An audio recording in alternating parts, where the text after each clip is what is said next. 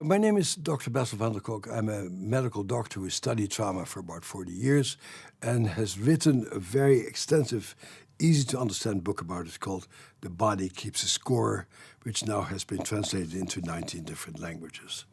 At the core of understanding trauma is that it's not an event that's a bad event that you can sort of get rid of somehow. And the issue is that trauma changes the brain and changes the way that you experience yourself, the way that you see things, the way that you understand things, and the way you make sense out of the world. And so to deal with trauma and lay it to rest, you need to actually deal with your body and your mind and the way that you take in reality and help you to once again be safe, to feel like you're in charge of yourself, and help you to find ways of restoring a sense of safety in your body and agency in your mind.